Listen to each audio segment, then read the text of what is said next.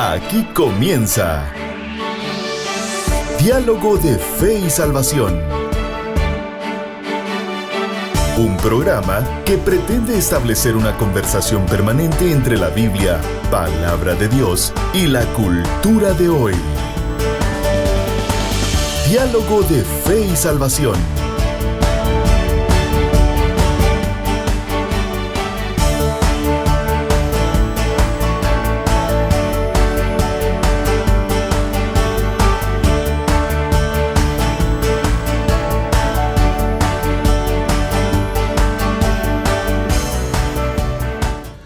Saludos familia, bienvenidos a Diálogo de Fe y Salvación. Bienvenidos, estamos contentos, agradecidos con el Señor por un episodio más de Diálogo de Fe y Salvación. Gracias por estar con nosotros y esperamos que usted pueda quedarse con nosotros hoy porque hoy tenemos temazo. Hoy vamos a hablar sobre la Reforma Protestante. Como ustedes bien saben, en este mes de octubre del año 2024 celebramos 507 años de este evento muy importante que marcó un antes y un después en la iglesia a nivel mundial. Así que damos gracias a Dios por este evento, pero vamos a estar hablando un poquito acerca de ello. Junto a mi compañero Eddie Amílcar Osorio. ¿Cómo estamos, pastor? Bien. ¿Todo bien? ¿Reformado? Sí. ¿Está reformado o no está reformado usted hoy? Reformado y transformado. Ahí está. No, la verdad estamos contentos de poder estar una vez más acá en Diálogo de Fe y Salvación. Después de ahí de no poder estar la semana pasada, ¿verdad? Sí. Estamos contentos de poder volver y de poder ser parte de esto que hacemos todos los miércoles a las 6 de la tarde. Así que damos la más cordial bienvenida a todos quienes nos están escuchando a través de Facebook Live, a través de, por cierto, hoy cambiamos de página. Sí. Hoy transmitimos a través de la página oficial de la Iglesia Bautista Evangélica de Chiquimula, IBEG Chiquimula en Facebook, y también, por supuesto, a través de Amigos TV. Así es. Para nosotros un gusto poder compartir esta tarde con todos ustedes. Bienvenidos. Hoy no estamos por Radio Alternativa porque están por cierto, un saludo especial a todos los hermanos de Radio Alternativa 107.1. Celebran su tercer aniversario. 3 años de predicar la palabra del Señor. Una gran labor, ¿no? Sin duda. Así es, entonces. Saludo, hermano Yair, hermana Lucky, sus hijos. Y todo el equipo. Todo el equipo, jóvenes que están ahí. Hay un gran equipo detrás, pastores. Sí. Un saludo y gracias por hacer radio y exaltar el nombre del Señor. Ese es un esfuerzo, pastor. Sí. La verdad que no es fácil un ministerio radial. Definitivamente. Decir que pongamos un micrófono y hablemos. No, o sea, sí. es un mundo. Sí. Sostener una radio no es fácil. Y yo creo que los hermanos están muy agradecidos por la fidelidad del Señor. Así que un saludo especial a todos los hermanos. Y si usted está viendo este programa por Amigos TV, pues dése una vueltecita por Radio Alternativa. Así es. Ahí están los hermanos, está bonito el ambiente. Muy bien. De igual forma también, pastor, tenemos que... estamos con 500 años de la Reforma, pastor. 507. Así es. 507 años de la Reforma Protestante. Así es. ¿Se dice fácil? Sí. Ahora, la pregunta que yo quisiera hacer, pastor, no sé si estoy arrancando mal o no. Ajá. ¿Qué tan vigente está eso hoy? Sí, es un buen punto, ¿no? O sea, ¿qué tan vigente está eso hoy? Es una buena pregunta. Sí, yo creo que es digno de analizar y pensar si hoy en día seguimos dando honra a este evento, pastor, importante, y que hay que decirlo claro. Mucha gente a veces plantea que es el inicio del protestantismo o el inicio del cristianismo, o la fundación de la iglesia evangélica, dicen algunos. No. Sí. No. Es más, en la mente de los pre-reformadores, si queremos decirlo, los precursores de la reforma, y aún dentro de la mente de Lutero no estaba para nada hacer otro grupo. Exacto. No, Lutero quería, antes que ser otro grupo, ellos querían regresar a la Biblia. Reformar, ¿no? Por eso reformar es como dar una nueva forma. Exacto. O buscar, bueno, sí, una nueva forma, una forma nueva, hacer las cosas de diferente manera, hacer algunos cambios. Era lo que los precursores, vale la pena, ¿no? Hablar, tal vez un buen punto también de introducción sería ese. el rol principal, pues casi siempre se le asigna a Martín Lutero. Sí, no. Pero eso no significa que solo haya estado Martín Lutero, ¿verdad? Yo creo que es un poco injusto hablar solo de Lutero. Exacto. Yo creo que desde el año, hay registros, hermano Carlitos, que desde el año 400, 500 después de Cristo, que fue donde realmente se pudo empezar se percibió ese tipo de corrupción, ¿verdad usted? Y jerarquía dentro de la iglesia. Y desde ahí hubieron personas, líderes, pastores. Eso le iba a decir. Yo me atrevo a decir, pastor, que el movimiento, aún desde, creo que en el 325 después de Cristo se ejecuta pues el lanzamiento oficial, ¿verdad? Usted, de la unión del Estado con la iglesia en aquel tiempo, ¿no? A través del emperador Constantino. Que algunos tratan de argumentar que no era una mala intención en su momento, más que darle una protección, pero que en el transcurrir del tiempo, pues fueron utilizando esa estructura. Pasaron cosas. Exacto. Y yo creo, pastor, que el movimiento reformador, estoy casi seguro que de grupos se levantaron desde ahí. Sí, hay un punto bien importante también a analizar tal vez de fondo, ¿verdad? Usted en todo esto, y yo creo que aplica a cualquier otro movimiento. Los movimientos teológicos no se forman de la noche a la mañana, no. O sea, no pasan de la noche a la mañana. No fue que Martín Lutero un día se despertó y dijo, vamos a empezar la reforma. No. Son años, se necesitan principalmente tiempo y personas comprometidas. Y esos podríamos decir que son dos factores o dos elementos que estuvieron presentes en el movimiento reformador, ¿verdad? Hubo mucho tiempo, porque incluso hubo gente que fue desaparecida en su momento. Hubo gente que entregó su vida por la causa, ¿no? Porque la iglesia volviera a las escrituras, ¿no? Ahora, ese es un punto bien interesante, Eddie, que podemos comenzar, yo creo que como primera base de poder dialogar. Tenemos que entender que esto es sin afán, pastor, de ninguna manera de querer marcar un divisionismo con relación a Roma, ¿verdad usted? Sino que lo que me refiero no se trata de echarle más leña al fuego, sino se trata de entender cuál es la ruta de este movimiento y lo sano. Y es más, hoy en la mañana yo analizaba algo, escuchando al profesor R.C. Sproul, pensaba y se me venía algo a la mente, ¿sabe? La Reforma Protestante aún hasta sirvió para pulir a Roma. Sí. O sea, exacto. es que ese movimiento... Para refinar ciertos conceptos, ¿no? Exacto. Muchas de las cosas que estaban pasando, por ejemplo, en Roma, era exagerado, ¿verdad usted? Sí. Y eso pues llegó a un punto también de mejorar ciertas cosas en la parte administrativa de ello, ¿verdad usted? Que se vio reflejado en el Concilio de Trento, 17 años después, ¿no? 1535. Después del evento específico de las 95 tesis, ¿no? Que Martín Lutero puso. Pero creo que es importante, Eddie, analizar algo que es clave y toda nuestra gente tiene que entender y saber. Es importante entender que la decadencia espiritual que la iglesia estaba sufriendo en aquel tiempo. Sí.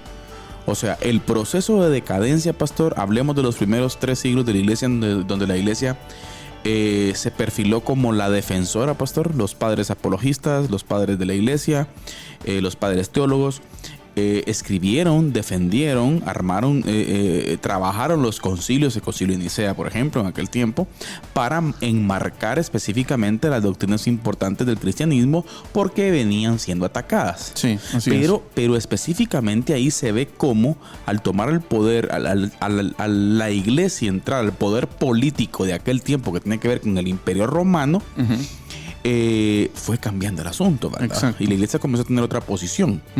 Entonces, en esa posición de poderío, el liderazgo en sí de la época comenzó a hacer estragos, pastor, a tal grado de llegar a lo que tradicionalmente conocemos como la época del oscurantismo. Así es. Estamos hablando aproximadamente de 600, 700 años, pastor, en donde era algo que realmente era horrible, ¿verdad? Usted, lo que la historia cuenta. Sí. Porque no es algo que nosotros estamos sacando de la bolsa tampoco. La historia cuenta que era algo desagradable lo que estaba pasando al haberle dado poder, ¿sí? Es increíble los relatos históricos, pastor, que se hablan, por ejemplo, de cómo el Imperio Romano o los reinados en aquel tiempo pagaban, pastor, compraban obispados, ¿sí? Y arzobispados. O sea, mire, yo quiero el arzobispado de tal, y voy a dar tanto por ello. Voy a colocar ahí a alguien afín a mí. Ajá. O sea, una decadencia total, ¿verdad usted? Sí. La cual desencadenó la ignorancia de la gente, la pobreza de la gente, pastor, a tal grado que se estaban predicando cosas que no están, pero ni cerca de estar en las Escrituras. Sí, definitivamente. Y aprovechando que este programa, pues vamos a hablar un poco sobre el trasfondo histórico de la Reforma Protestante, hermano Carlitos. Yo creo que es importante. Bueno, cuando uno estudia historia, realmente uno se da cuenta que la historia es tan vasta. Claro. Y cuando uno va a múltiples fuentes, ¿no? A ver tanto las fuentes de un lado como del otro lado, ¿verdad? Usted, porque de alguna forma tienen información complementaria, ¿verdad? De esos tiempos. Y precisamente en historia de la iglesia hay un como por decirlo así, un parteaguas. Un evento que es un parteaguas en donde la iglesia pasa de ser, y esto es mucho más antes de la Reforma, o sea, mucho antes de la Reforma de 1517. Estamos hablando del siglo IV, siglo V, en donde la iglesia pasó de ser... años antes. Exacto, en donde la iglesia pasó de ser perseguida a ser perseguidores. Porque ahorita olvido el dato del emperador que estuvo en ese momento, pero no fue Constantino, fue... olvido el nombre concreto ahorita, pero hubo uno de los emperadores que en uno de sus famosos edictos, el edicto de Tesalónica, que es, si no estoy mal, Él literalmente escribió que cualquiera que no se sujetara a la religión de los cristianos iba a ser perseguido, ¿verdad usted? Sí, iba a ser perseguido y sometido a la fuerza. Entonces, y desde ahí, por ejemplo, escritores como Justo González, y hay un escritor muy bueno también español que se llama Javier Picasa, y él dice, ellos argumentan, ¿verdad?, de que desde ese entonces el cristiano se ha enfrentado a un reto que es en las mieles del poder.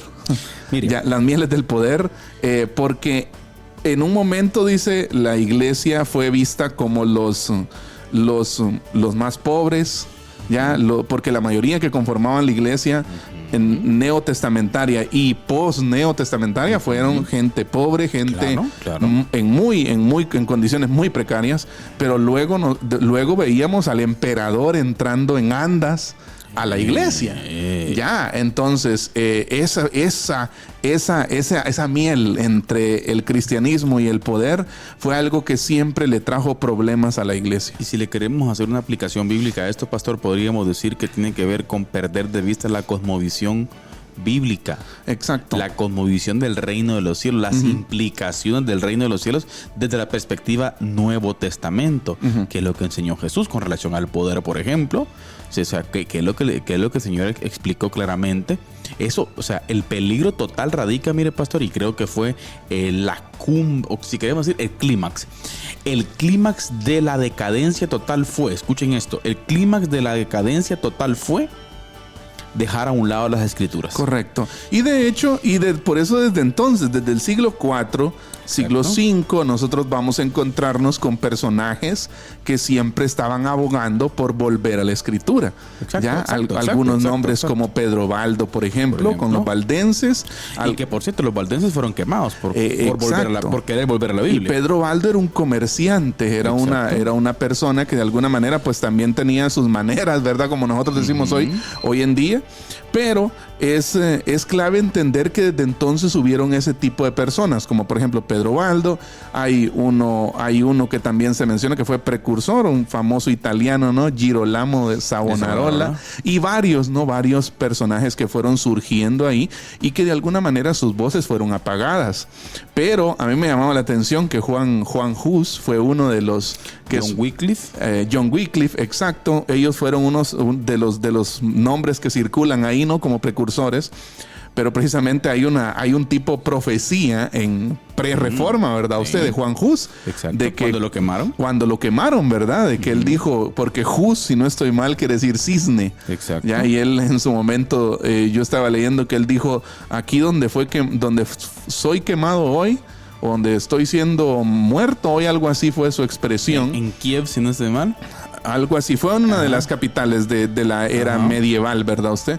Pero él dijo, aquí mismo se va a levantar un cisne, ¿verdad? Y muchos lo relacionan, esa declaración de él, claro, con Martín Lutero, ¿verdad? Usted, exacto, ya que Martín Lutero fue como el que capitalizó todos los intentos que los pre-reformadores venían haciendo ya desde hace cientos de años atrás. Sí, varios siglos atrás. Entonces yo creo que es importante, estamos tratando, miren hermanos, de encapsular 1400 años, ¿verdad? Ustedes específicamente, pero si de algo podemos darnos cuenta, hermanos, tiene que ver con la decadencia. Así es. Decadencia que ya no solamente estaba en la sociedad, sino estaba dentro de la iglesia. Exacto. Específicamente. Por ejemplo, ver a un Martín Lutero, el cual en algún momento se emocionó, pastor, por ir a su primer viaje a Roma. Exacto. Sí, en donde que era algo que cualquier cristiano en ese momento... olvido la catedral, se me escapa el nombre de la catedral ahorita,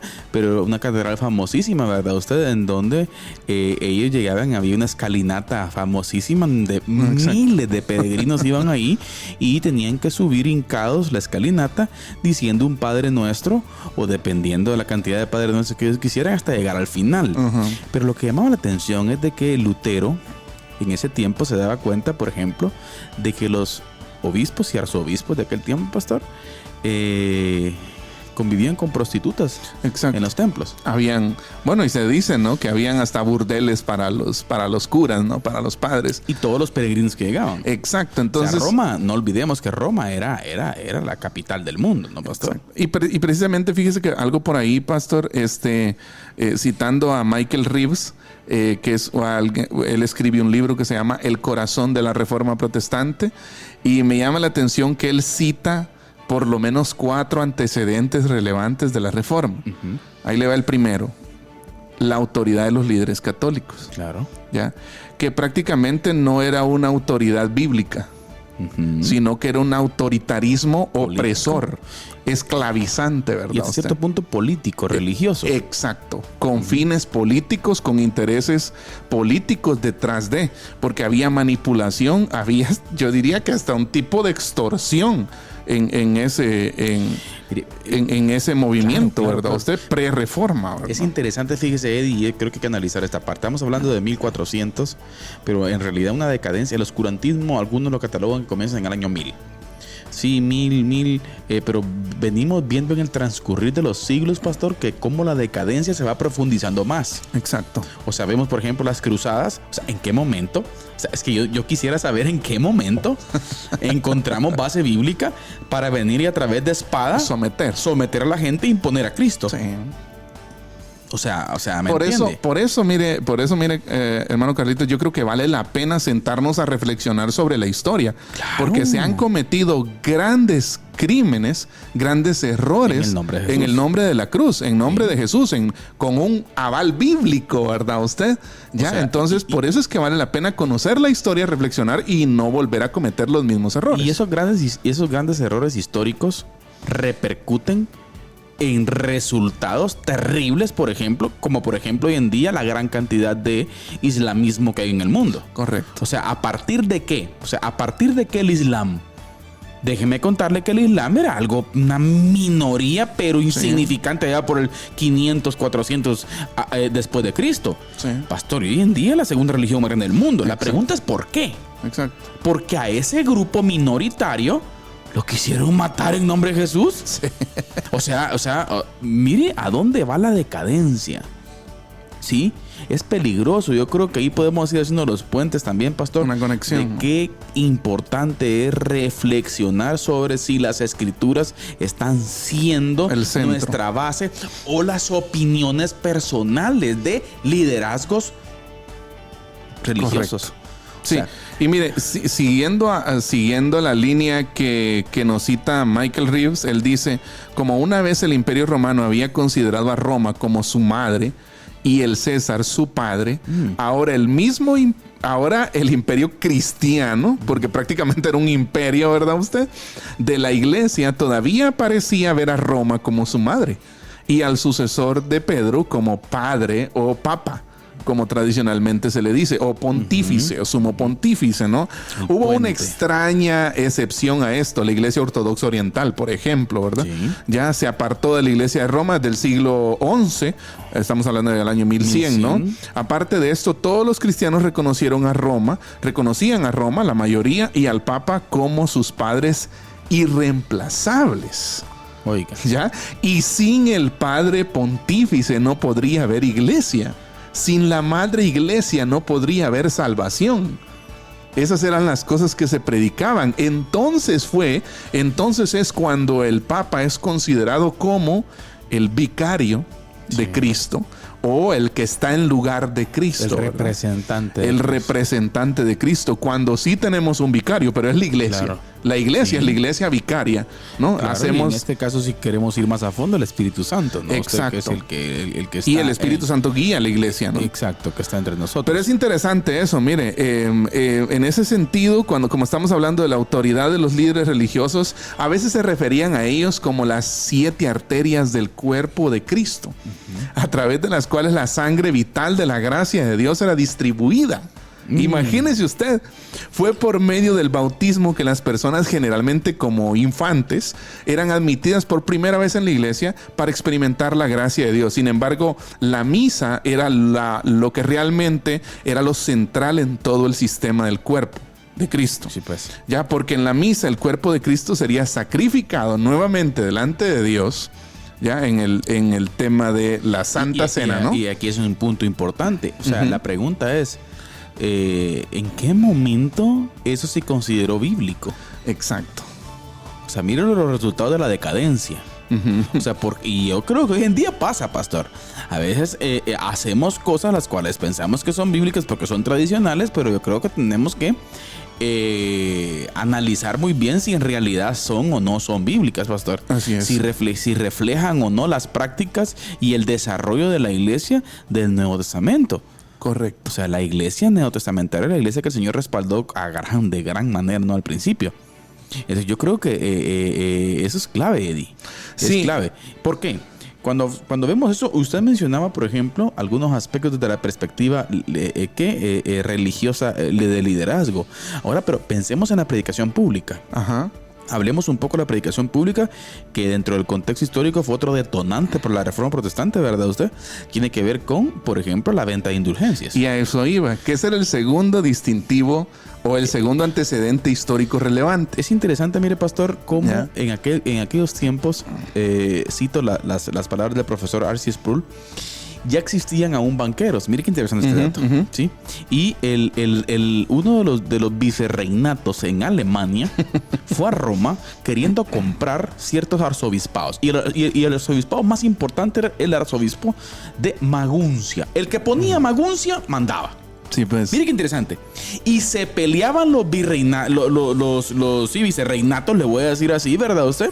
Los arzobispados y todo eso. Para comprar los arzobispados. Llega un punto que, según hizo el cálculo el doctor R.C. Sproul, y en aquel tiempo, oiga lo que costó Maguncia, $250,000. O sea, le estoy hablando de la moneda de aquel tiempo al valor de hoy. Al valor de hoy. Ajá. O sea, imagínense en aquel tiempo eso. Sí, pagaron sus varios millones, ¿no? Pero aquí está el punto. No tenían el dinero. Exacto. Pero existían millonarios en aquel tiempo. Van y prestan el dinero. Sí, pues. Y ese dinero hay que pagarlo. Sí. ¿De quién iba a salir? ¿Cómo? ¿Quién lo va a pagar? Bueno. Juan Tetzel, famoso predicador de aquel tiempo, ¿verdad? Usted comienza y dice, bueno, prediquemos indulgencia. Sí. Y es que era un mensaje, hermano Carlitos, convincente de parte de ellos. Era un tipo. Era ¿cómo se le dice, no? Tenía carisma, ¿no? Claro. ¿Y qué es lo que tenía predicaba? Su forma. La indulgencia tenía un precio de acuerdo a la cantidad de pecados que usted hacía. Exacto. Y por ejemplo, o de acuerdo a la cantidad de pecados de su familiar, por ejemplo. Exacto. Pero también usted podía pagar. Y me llama la atención que existen libros históricos, los cuales dicen que muchos ciudadanos de aquel tiempo, mira, se jactaban y le decían, por ejemplo, a otra persona, como le daban un documento, ¿verdad? Usted de pago, ¿verdad? Le decían, jaja, y se lo restregaban en la cara. Mira, tengo mis pecados pagados. O sea, por ejemplo, mire a qué punto estaba llegando la gente, ¿sí? Y la predicación era que en el momento que la moneda caía en la caja, el alma salía del purgatorio. Exacto. O sea, señores, estos asuntos es terrible, pastor, lo que estaba pasando. Y a partir de estos grandes que estamos tratando de reducir, ¿verdad, hermanos? Comentando un poco lo que pasa en 1400 años, todos estos precursores que murieron en la hoguera, que murieron descuartizados, pastor, y que murieron de unas formas pues horribles, su objetivo era que la gente leyese la Biblia. Exacto. Que la gente tuviera contacto con las escrituras, y murieron por eso. Sí, por eso Wycliffe es tan, en ese sentido, Wycliffe juega un papel importante, ¿no? Porque él es uno de los precursores de una de las Biblias traducidas al inglés más antiguas, ¿verdad usted? Claro.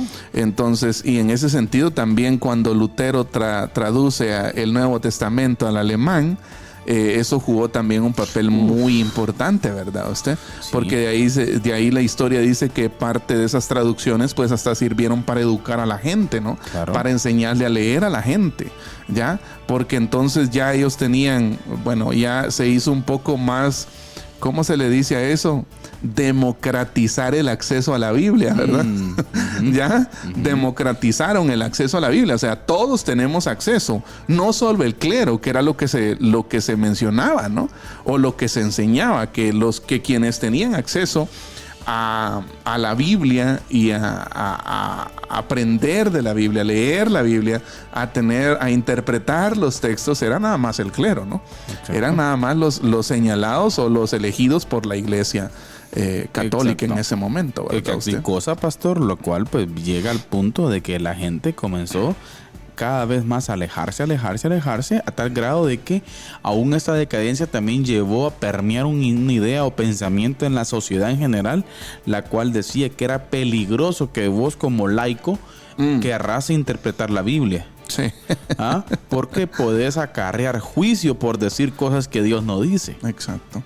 O sea, eso es terrible, Eddie. Así es. Ahora, bueno, vamos a ir a la resistencia, pero... Antes saludemos a los hermanos. Sí. Pero antes queremos que nos... Bueno, ya vamos viendo dos antecedentes relevantes históricos de la Reforma, ¿no? Analizando un poco el contexto histórico. Los antecedentes, en ese caso, los dos antecedentes que ya vimos ha sido la autoridad despótica de los líderes católicos, ¿verdad ustedes? Y el mensaje de esos líderes en cuanto, por ejemplo, a la venta de indulgencias y todo lo relacionado alrededor del purgatorio. ¿Sí? Nos faltan dos, así que les invitamos a que se queden, y también queremos aprovechar para saludar a algunos hermanos que están conectados con nosotros a través de la página de Facebook, hermano Carlitos. Sí, por ahí está nuestro hermano Juan Alonso. Por cierto, hermano Juanito me llamó la semana anterior, pastor. ¿Así? Y me dice, pastor, ¿qué está pasando? ¿Qué pasó? Que el programa no está, me dice. Entonces, hasta llamé a Amigos TV que por qué me dice. Entonces, pendiente, hermano Juanito, muchas gracias. También por ahí pendiente el señor Ronald Estuardo Osorio Garnica, pastor, desde Xuxo, zona 7. Bienvenido, hermano Ronald. También por ahí nuestra hermana Nora Galdames, pendiente de la transmisión desde la colonia Minerva Chiquimula. Dice, sí que saludos, hermana Nora. Nuestro hermano Edilson también. Y por ahí también se habían conectado otros hermanos. Sí, también un saludo a Ariana Alvarado está con nosotros. Gracias, Ari, por la sintonía. Hermana Lesbia Vargas Flores también. Mabel Barrientos Rivas, Celeste Roque, Saulito Zuquino, Kevin Trigueros, Mirla Rubí Torres. Saludos, gracias por la sintonía. Gracias por estar con nosotros. Y bien, y así también por ahí, un saludo allá a la colonia Minerva, también, pastor, varios hermanos que nos ven por ahí. Y también a Manzanotes, pastor, reportaban el programa, así que un saludo especial a todos los hermanos. ¿Hoy sí, pastor? Así es. Entonces, les invitamos a que se queden con nosotros para la segunda parte del programa, porque nos faltan dos antecedentes históricos de la Reforma Protestante, que es nuestro análisis que estamos haciendo el día de hoy. Por lo pronto los dejamos con nuestro hermano Carlitos Vidal, quien nos presenta la resistencia. Les escribo para exhortarles a contender ardientemente por la fe que fue entregada una vez y para siempre a los santos. Judas, versículo 3.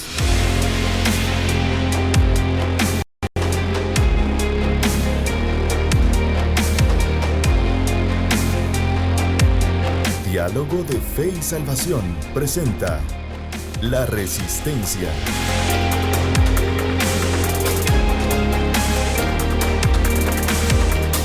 Saludos familia, bienvenidos a La Resistencia, este espacio en donde desde una perspectiva bíblica analizamos los sucesos que hoy en día suceden, valga la redundancia, en nuestro mundo. Hoy es un día triste porque en el Reino Unido específicamente se acaba de condenar a la primera persona por orar en un espacio público. Así como usted lo escucha. El señor, ante el tribunal, hoy el señor Adam Smith Connor fue condenado a prisión por causa de orar a unos metros de una clínica abortista. Así como usted lo escucha, la noticia ha venido a ser una tendencia a nivel mundial. Sí, el tribunal declaró a Smith Connor culpable de un acto de, desaprobación del aborto. Desaprobar el aborto hoy en día es delito, ¿sí? Aunque solo estaba pensando en su hijo, que había sido abortado muchos años antes, según expresó el grupo legal de apoyo a cristianos Alliance Defending Freedom International, los cuales Smith Connor había inclinado ligeramente la cabeza y había juntado las manos en oración en un espacio verde público en una zona de contención cerca de la clínica Orfield, Road en Bournemouth, Inglaterra. Ahora, esa zona de contención, hermanos, es un espacio, alrededor de las clínicas de aborto donde, según la normativa aprobada, no se pueden expresar creencias pro vida, incluyendo el ofrecimiento de ayuda u oraciones a mujeres en crisis de embarazo. Hoy, el tribunal ha decidido que ciertos pensamientos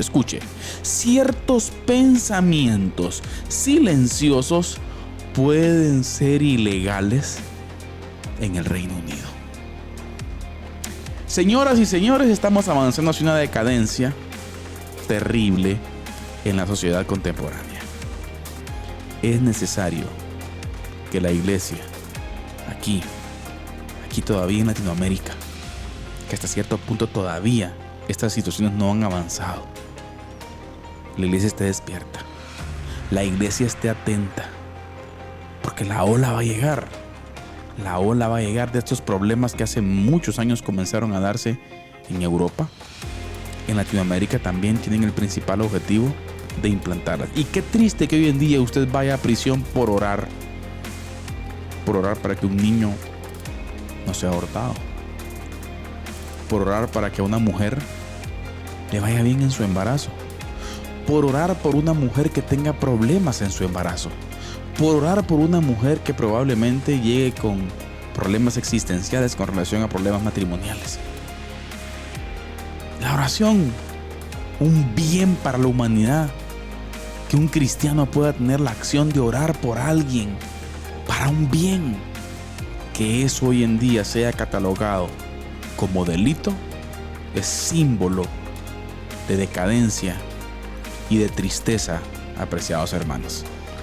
Triste, pero real, lo que pasa en el Reino Unido, y es un día triste para el mundo entero, porque son jurisprudencias que se van dando y espacios específicos que se van llenando con relación a la idea principal que todas estas agendas internacionales tienen como objetivo implantarse entre nosotros.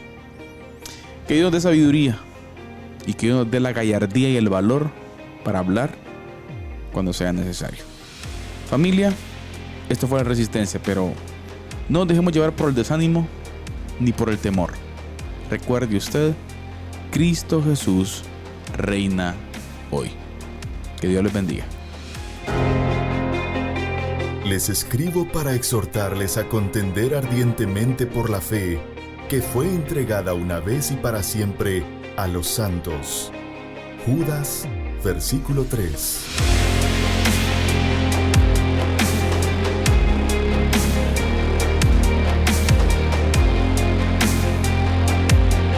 Diálogo de Fe y Salvación presenta La Resistencia.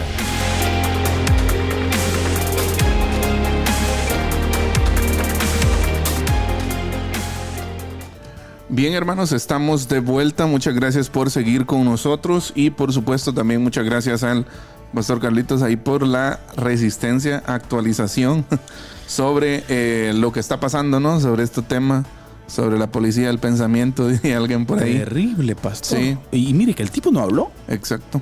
O sea, el tipo cierra sus ojos. Yo creo que ya junta habían... las manos y ya. Ya habían aparecido, ya hay denuncias, ¿no? En previas a esto. Yo había leído en algún momento de que ya habían existido denuncias, algún tipo de confrontación por este tipo de actitudes, ¿no? De llegar a orar, por ejemplo, frente a ciertos lugares, ¿ya? Pero no había escuchado que ya cárcel, ¿verdad usted? Entonces... Señor Connor Smith, pues, detenido y está siendo, pastor, noticia mundial. Sí. La verdad es que, bueno, pero esto tampoco sale en los grandes medios, ¿no usted? Oh. Este es otro tema, ¿no? Entonces, es cuestión de... yo pienso que hay que estar atentos, saber leer la coyuntura mediática que está frente a nosotros, ¿verdad? Y saber cómo... Por cierto, temazo es. Sí, y saber cómo nosotros pues podemos presentar no solo el evangelio, sino también una defensa de la fe, ¿no usted? ¿Ya? Y presentar de la mano de ello, pues presentar el mensaje de Cristo, que es el único mensaje que transforma la vida de las personas. Así es. Pero bueno, volvemos entonces, hermano Carlitos, al trasfondo histórico de la Reforma Protestante. Que estamos tratando de encapsular. Sí, por cierto. Obviamente, estamos tratando de hacerlo un resumen de un resumen de un resumen, ¿no? Sí. Ya, porque son muchos años. Pero el punto número 3, que es importante, pienso yo, analizar. Michael Reeves dice el negocio del culto a los santos. ¿Ya? Y este era un aspecto clave en el catolicismo medieval romano, ¿ya? Porque era imposible de ignorar. Europa, dice Michael Reeves, estaba llena de santuarios dedicados a diversos santos y eran importantes no solo a nivel espiritual, sino también a nivel económico. Claro, lo que estamos hablando, ¿Ya? ¿no? Porque era lo que sostenía, ¿no? Con suficientes reliquias de su santo patrón, un santuario podría garantizar un flujo constante de peregrinos, convirtiendo a todos en ganadores, desde los peregrinos hasta los publicanos. Y creo que ese fue uno de los shocks que se llevó Martín Lutero cuando llega a Roma, ¿no? Que se dice que en algún lugar de Roma tenían en una caja transparente el cráneo de Juan el Bautista, por ejemplo, ¿verdad usted? Entonces, cosas así sacadas de pura ficción, eso, ¿verdad? Usted superaba la realidad. Pero fíjese que en este caso, sigo citando a Michael Reeves, dice: por encima de todo lo que parecía alimentar el culto era la forma en la que Cristo se convertía en una figura cada vez más distante en la mente pública durante la Edad Media. Y me gustaría que analizáramos esto, porque fíjese que el análisis nos lleva a pensar de que Cristo en la Edad Media era más presentado como el Señor del juicio. Claro. Como el Señor del juicio final. Y que, por cierto, en un alto porcentaje de la concepción, del pensamiento, mejor dicho, y la concepción de el reino de los cielos tiene que ver con un Dios que enjuicia. Sí. Únicamente. Pero entonces ellos lo presentaban nada más como el juez del juicio final. Entonces surgía la pregunta, ¿no? En la mente en la mente colectiva del pueblo, surgía la pregunta: ¿quién puede acercarse a este Dios? Claro. Bueno, tenemos a alguien, tal vez escuche a su mamá, ya, a María, ¿no? Tal vez claro. a ella le escuche. Interesante. Ya, o sea, o tal vez a Pablo. Tal vez a gente que ha sido, no sé, consagrada o más consagrada que otra, ¿ya? Entonces tal vez a ellos los escuche. Tal vez escuche a María, tal vez escuche, bueno, Michael Reeves cita, incluso tal vez escuche a la mamá de María, Santa Ana, ¿no? Que por cierto era una que por cierto Martín Lutero, exacto. A partir de Santa Ana es que... Entonces, mire, María se convierte en la mediadora por la cual las personas pueden acercarse a Cristo. Sin embargo, habiendo recibido tal gloria, María a su vez se convirtió en la inaccesible estrella del cielo. ¿Ya? María, utilizando la misma lógica, la gente comenzó a apelar a su madre, ¿ya? Ana. ya, para interceder junto a ella. Y entonces el culto de Santa Ana creció y atrajo tanto la atención, incluyendo la de una familia de apellido Lutero, ¿ya? Entonces no era solo Santa Ana, el cielo estaba abarrotado de santos. Sí. Imagínese usted, todos mediadores aprobados entre el pecador y el juez. Porque recuérdese que sí tenía la capacidad de acercarse a Dios. Exacto, porque recuérdese que a Cristo se le presentaba como nada más como el Dios del juicio final. No era aquel Dios accesible. No era aquel Dios de gracia. No era el Dios de acérquense pues confiadamente. Exacto, no era el mismo Dios que dijo, el Jesús del Nuevo Testamento que dijo, vengan a mí todos los que están cargados y cansados y yo os haré descansar. O sea, no es el Jesús que están presentando en la era medieval, sino un Jesús enjuiciador. Un Jesús que distante y al que no todos pueden tener acceso. No toda la gente puede acercarse a él. Entonces, ¿quién puede acercarse? Bueno, las personas que se entran en un proceso de consagración, en el caso de los monasterios, por ejemplo, pastor. Exacto. Entonces, la instrucción oficial, mire, fue que María y los santos debían ser venerados, no adorados. Pero en práctica esa distinción fue demasiado sutil para las personas que no estaban siendo enseñadas. Como sigue en la actualidad, ¿no? He escuchado esa frase un montón de veces. Veneramos, no adoramos. Pero ¿dónde está el límite? Claro. ¿Dónde está el límite de eso, verdad? Usted, con demasiada frecuencia el ejército de los santos era tratado, mire, como un panteón de dioses. ¿Ya? Como el panteón de dioses de los griegos, ¿no? Dios. ¿Ya? Entonces, y sus reliquias eran tratados como talismanes mágicos con poder. Hasta el día de hoy sigue siendo así. Ahorita me acordé de qué caricatura, ¿cómo se llama, pastor? Olvido el nombre de aquellos griegos, se me cabía cisne y todo eso, se me olvida el nombre de estos. ¿Quiénes eran? O sea, que menciona el panteón de dioses. Olvidé el nombre, pero es interesante ver cómo muchas de las cosas que el paganismo griego, pastor, y de otras religiones en aquel tiempo se infiltraron dentro de la iglesia. Exacto. O sea, se fueron trayendo esas ideas, ¿verdad usted? Sí. Para darle cierta lógica o ruta humana al ser humano, para tratar de acercarse a ese Dios supremo. Para justificar una estructura, ¿verdad usted? Exacto. Para justificar la predicación de miedo. Porque las predicaciones de Johann Techel, de Juan Techel, daban miedo en la Edad Media, ¿no? Sí. El hombre tenía su forma, ¿no? De convencer a la gente, ¿no? Entonces, las predicaciones no se centraban en un Dios de gracia, sino se centraban en un Dios te va a quemar.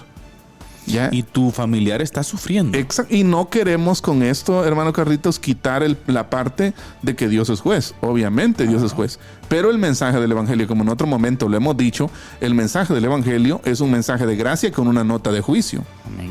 ¿Ya? Y no al revés. ¿Ya? Entonces, a nosotros hoy nos corresponde reflexionar sobre estas cosas. ¿Verdad usted? Porque fácilmente podríamos nosotros, no se va a caer en lo mismo, ¿verdad? Créame que si analizamos el contexto contemporáneo, queridos hermanos, quizás hay sectores, hay círculos religiosos donde posiblemente estemos peor, ¿ya? Que en la era medieval de hermano Juanito me ayudó ahí a los caballeros del zodiaco. Sí. No, sí, pensando en el panteón de los dioses, ¿verdad? O sea, en el panteón de los santos, podríamos decirlo así. Exacto. Es que triste, pero yo creo que es importante, familia, que todos los que estamos viendo y tener la oportunidad de analizar esto hoy en día, qué bueno que se celebre la Reforma Protestante, 507 años y todo, ¿verdad? Pero no perdamos de vista que corremos el peligro. O sea, acuérdese de la iglesia de dónde venía. Exacto. La iglesia venía, pastor, del impacto más puro y sobrenatural que ha existido en la historia. Exacto. Y llegó a la decadencia. Sí. Sí, ¿qué se va a hacer de nosotros? Sí. Necesitamos recuperar, tener estructuras, pastor, si lo queremos decir así, con una ruta, una visión establecida en donde a largo plazo, pastor, la Biblia siempre sea el centro de... El fundamento. En algún momento en el Instituto Bíblico lo platicamos con los alumnos y a veces discutimos mucho esta idea. Siempre lo que debe predominar en la iglesia es hacer teología a partir de la Biblia. A partir del pensamiento de alguien. ¿Por qué? porque si partimos a hacer teología, que no digo que esté mal analizar teología de otra persona, pues hay recursos alrededor de la Biblia que son inmensamente útiles. Pero el centro es la Escritura. Correcto. Y que todas las generaciones que vienen, pastor, sepan y entiendan que nunca deben apartarse de las Escrituras. Correcto. Por mucho que alguien muy prominente diga algo. Así el es. principal, ¿sí? El principal bastión de la fe y la práctica es la Biblia. Yo creo que nosotros tenemos, hermano Carlitos, suficientes ejemplos, ¿no? Claro. Usted puede leer toda la narrativa del Antiguo Testamento, del Nuevo Testamento, puede irse a la historia de la iglesia y usted se va a dar cuenta que siempre que la iglesia se apartó de la Escritura, nunca fue bien. Nunca le fue bien. Nunca. Sí, familias, el pueblo de Israel mismo, en el Antiguo Testamento, siempre que se apartó de lo que Jehová había dicho, no le fue bien. No. Ya. Tampoco en el Nuevo Testamento. Siempre que la iglesia se apartó, los Gálatas, por ejemplo, ¿no? Ya. Hay los Corintios, por ejemplo, ¿no? Ya. Y si usted va a la historia de la iglesia, nos estamos encontrando con movimientos como estos, como lo que pasó pre-reforma, el trasfondo histórico de la reforma. Siempre que la Biblia siempre que hacemos a un lado la Biblia, no va a terminar bien. Eso lo podemos asegurar. Exacto. ¿Ya? Pastor, otro de los aspectos también que está dentro del trasfondo histórico de la Reforma Protestante tiene que ver con la simonía. La simonía, que era una práctica, ¿verdad? O sea, la cual viene de Simeón. ¿Se recuerda usted en el Nuevo Testamento? Aquel que le dijo a Pedro, quiero eso, ¿cuánto vale, verdad? Exacto. Y Pedro, ¿qué le dijo? Que tu dinero perezca contigo. Exacto, tu dinero perezca contigo. En otras palabras, Pedro le dijo, mira, vos y tu dinero andate al infierno. Exacto. O sea, eso no es así. ¿Sí? Bueno, en aquel tiempo se compraban, como decíamos anteriormente, los arzobispados. Se compraban lugares importantes, pastor, para poder desarrollar ministerio. Aquel que tenía posibilidades o tenía cierta negociación con autoridades gubernamentales, si queremos decirlo así, se llegaba a cierta negociación. Mira, te voy a llamar, pero vos tenés que hacer esto y esto y esto, y si estás de acuerdo, sí lo hacemos.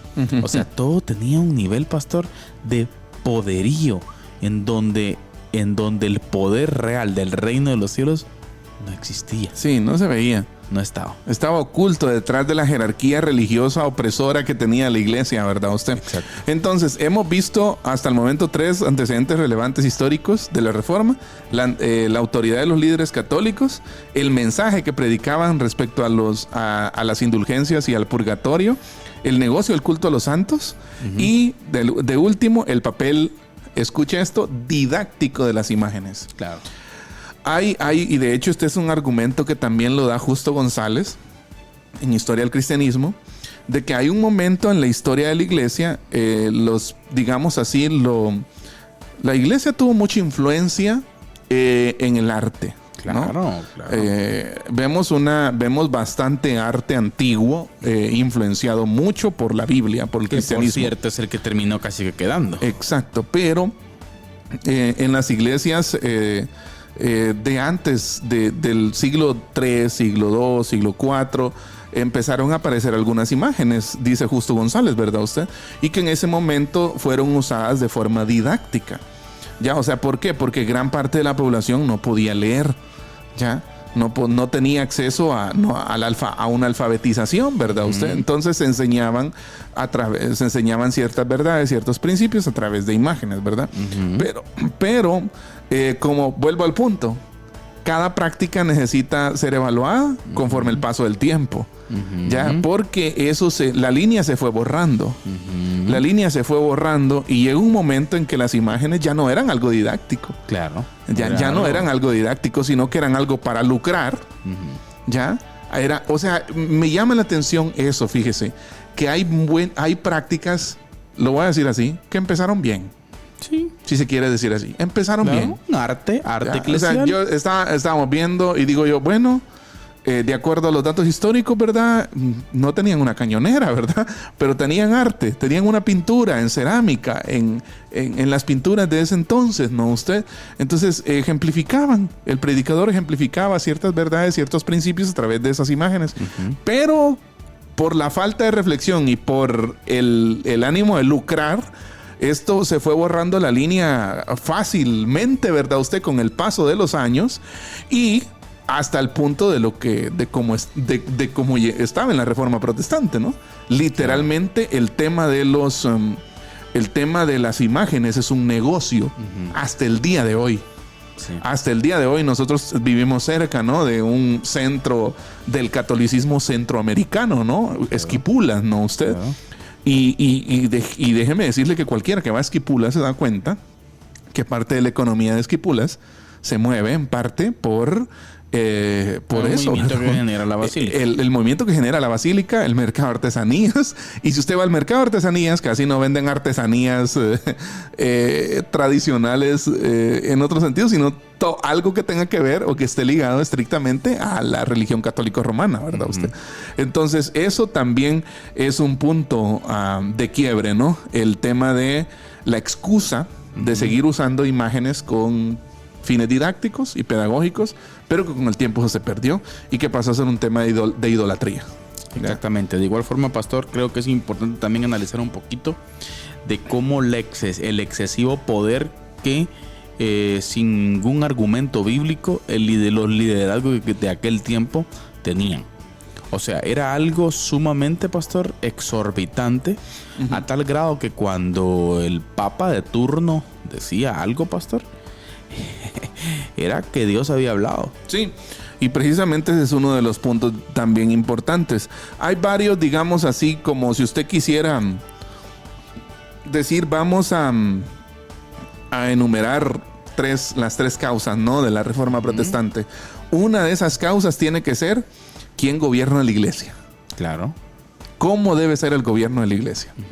Y eso se respondió con la autoridad y la infalibilidad de la Biblia. En ese momento del Papa.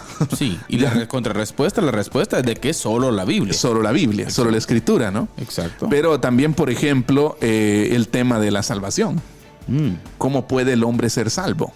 Esa es otra de las grandes preguntas. Primero reflexionar que si tenía y cómo podía hacerla. Exacto, cómo puede el hombre ser salvo, ¿no? Y ahí pues la Iglesia Católica Romana trazó un caminito, ¿no?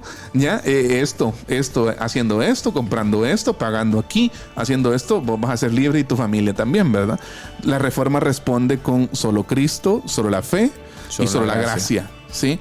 Entonces hay varios temas, ¿no? Ahí rondando, pero creo que en resumen, hermano Carlitos, eso es como lo que precedió, ¿no? Lo que motivó, lo que hizo que la olla terminara de hervir, por decirlo así, ¿verdad usted? O la gota que derramó. La gota que derramó el vaso. Así que, familia, yo creo que en términos generales quisimos hacer una breve cápsula, ¿no? Usted de lo que estaba pasando en la sociedad antigua, la época medieval específicamente, y pues el pueblo estaba en ignorancia terrible. Sí. Y una pobreza terrible, pastor, como nunca ha habido. Y yo creo que eso detonó también, sí, muchos de los movimientos que se dieron alrededor del evento final, si queremos decirlo así, de las 95 tesis de Martín Lutero, y luego pues las dietas y los sínodos que hubieron después de eso. Exacto. ¿Verdad? Muy bien, pastor, para los finales. Yo creo que una de las cosas más importantes al reflexionar en la historia, hermano Carlitos, es ver hacia atrás, porque la historia es hacia atrás, ¿no? Claro. Ver hacia atrás con ojos de gracia.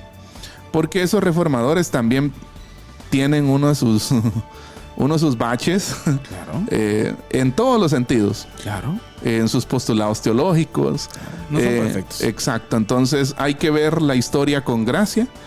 Dios usó para un determinado momento y en un determinado contexto histórico a estos hermanos, a estas personas, hombres y mujeres que dieron incluso su vida, estuvieron dispuestos a dar su vida por el Evangelio. Pero debemos ver hacia atrás con gracia, porque Martín Lutero, Wycliffe, Calvino, todos los que hemos citado, ¿no? No eran perfectos, ¿ya? Tenían ciertas cosas con las cuales usted y yo no estaríamos de acuerdo. Claro. ¿Ya? Muchas. Ajá. Entonces, eso, y pienso que es importante ver la historia con ojos de gracia y conocer la historia. Así es. Actualmente, usted no me dejará mentir, que hay un desentendimiento en la iglesia local por la historia. Y yo no hablo de conocer la historia de su iglesia local, que está bien si usted quiere estudiarla. Pero estudiemos la iglesia global. Claro. ¿Ya? Yo creo que incluso la iglesia global es mucho más importante estudiar su avance de mi iglesia local. Ver cómo Dios se ha movido a lo largo y ancho de la historia, ¿no? Claro. ¿Quiénes somos? Exacto. ¿De dónde venimos? Y hacia dónde vamos. Hacia dónde vamos, históricamente, ¿no? Muy bien. Familia, muchas gracias por haber estado con nosotros. Y pues esperamos Dios continuar el próximo programa, pastor. Así es. Próximo programa continuamos hablando de la Reforma Protestante. Vamos a hablar de la teología de la Reforma. Teología de la Reforma. Vamos a analizar un poco las 5 solas. Y luego pues tenemos un tercer programa donde vamos a hablar un poquito acerca de la contextualización de estos principios hacia la iglesia de hoy. Exacto. Y ahí queremos invitar a todos los hermanos que nos están viendo hoy o que nos están escuchando para el próximo capítulo, porque vamos a hablar de las 5 solas y de algunas frases, ¿no? De algunas frases que definieron en su momento ese momento histórico de la Reforma Protestante, ¿verdad? Así que invitados. Por cierto, pastor, también invitados a los hermanos que nos escuchen y nos ven, que estén pendientes. Va a haber una actividad muy bonita en el Tabernáculo Evangélico Amigos de Chiquimula, 31 de octubre. 31 de octubre. Simposio Foro sobre la Reforma Protestante. Invitados. Así que invitados. Va a ser transmitido por Amigos TV, me imagino. Va a ser transmitido por Amigos TV. Nos invitaron también a la Iglesia Bautista, así que vamos a estar bueno, allá. Va a estar bueno, va a estar bueno. Así que Dios los bendiga. Amén. ¿Listo, pastor? Listo. Estamos para el próximo. Primero Dios. Sí. Así que muchísimas gracias, familia, por haber estado con nosotros, y queremos recordarles siempre, ¿sí?, que la verdad no solamente puede ser corrompida con la mentira, sino también con el silencio. Que Dios les bendiga. Amén. Diálogo de Fe y Salvación. Temas actuales a la luz de la Biblia. Muchas gracias por acompañarnos en esta edición. Hasta la próxima.